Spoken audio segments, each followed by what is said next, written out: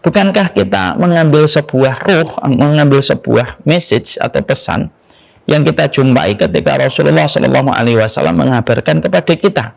Apa yang dikabarkan Nabi kepada kita?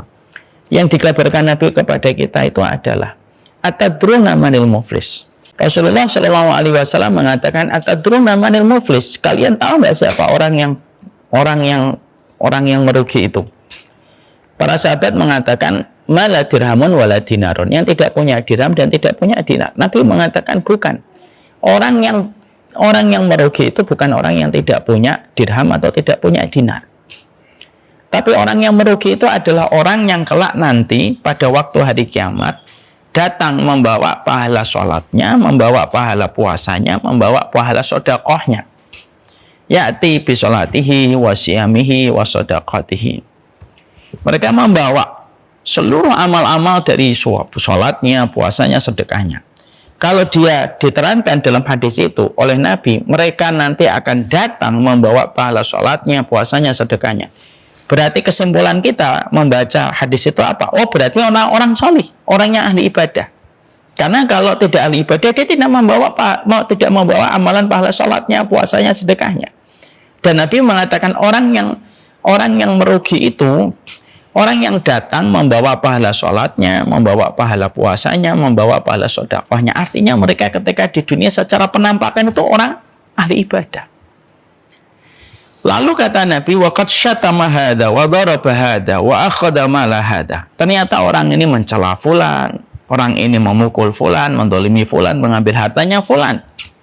Lalu amalannya yang sudah sedemikian tingginya yang harusnya mendapatkan rahmat, tapi ketika semua amal solih itu diimbangi dan dibarengi dengan kedoliman dia, ketika minus akhlaknya, dia mencela, dia menghujat, dia membicarakan fulan, dia mengambil hartanya fulan, dan sederet kehidupan akhlak yang buruk, maka seluruh amal kebaikan yang telah dia lakukan itu habis untuk menutupi minus akhlaknya.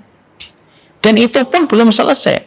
Maka kata Nabi, wa funiyat hasanatuhu, dalam sekejap seluruh kebaikannya itu hilang.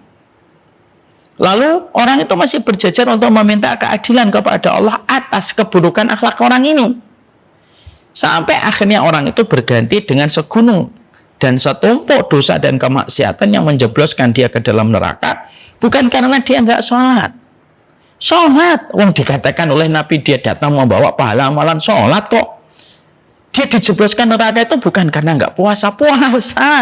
Puasanya banyak, sampai dikatakan bahwasanya dia membawa pahala puasa. Berarti kan puasanya nggak sedikit, puasanya banyak. Dijebloskan ia ke dalam neraka bukan karena nggak sedekah sudah puasa, sedekah, sholat dilakukan olehnya, dan dilakukan bukan hanya biasa-biasa aja, dilakukan banyak oleh orang-orang ini. Tapi ketika mereka melakukan amalan yang begitu banyak, mereka tidak menyadari betapa besarnya komitmen ibadah itu harus diikat dengan kehidupan akhlak. Maka dalam sekejap semua amal yang begitu banyak sekejap hilang, habis, tidak tersisa. Bukan hanya tidak tersisa, tetapi justru masih menanggung minus dari orang-orang yang datang meminta pengadilan dari Allah. Lalu itulah yang menjebloskan dia ke dalam neraka.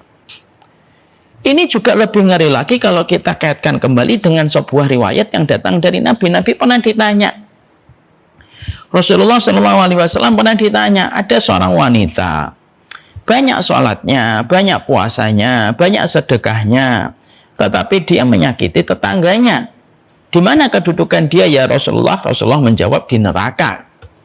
Ada satu orang lagi, tidak banyak sholatnya, tidak banyak puasanya, tidak banyak sedekahnya, tapi tidak menyakiti tetangganya. Nabi menjawab, dia di surga.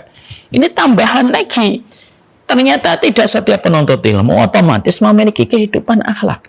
Ternyata orang yang ahli ibadah, wanita yang banyak ibadah, itu belum jaminan dan belum garansi dia itu sebagai penduduk surga. Ketika minus akhlak dan ketika tidak menyadari bahwasanya derap langkah ketaatan itu harus diimbangi dengan derap langkah komitmen kepada akhlak. Kalaulah ke surga itu perjalanan 2 kaki, kaki kananmu itu ibadah, kaki kirimu itu ya kehidupan akhlak. Ketika kamu hanya mengandalkan kehidupan kaki kananmu menuju kepada surga, kamu tidak bisa ngelewatin sirat. Sirat itu nggak bisa dilewatin dengan satu kaki. Kepincangan dirimu akan kehidupan akhlak di satu kakimu itu yang menjadikan tidak bertahan di atas sirat dan terjilat api neraka. Naudzubillah min dzalik. Ketika ada seseorang akhlak doang tanpa ibadah juga tidak cukup. Itu ibaratnya dia pakai kaki kiri, tidak ada kaki kanan. Melewati sirat hanya dengan kaki kiri tanpa kaki kanan juga tidak bisa. Maka kalau boleh kita umpamakan, maka ibadah kita itu kaki kanan kita. Akhlak kita ketika kita kaitkan sholat kita, puasa kita, sedekah kita dengan akhlak kita itu kaki kiri kita. Dia berjalan bergantian dalam kehidupan. Setelah kamu sholat berakhlak, setelah kamu berakhlak kamu sholat kembali.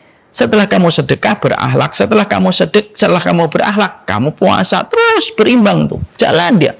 Dan itulah yang dikokohkan langkah kakinya di atas sirat. Di atas sirat itu dikokohkan langkah kakinya ketika mereka mampu memadukan antara kehidupan ilmu, amal, dan kehidupan akhlak. Jalan beriringan yang harus dilewati, yang harus selalu dimiliki oleh setiap mukmin ketika mendambakan jalan surga.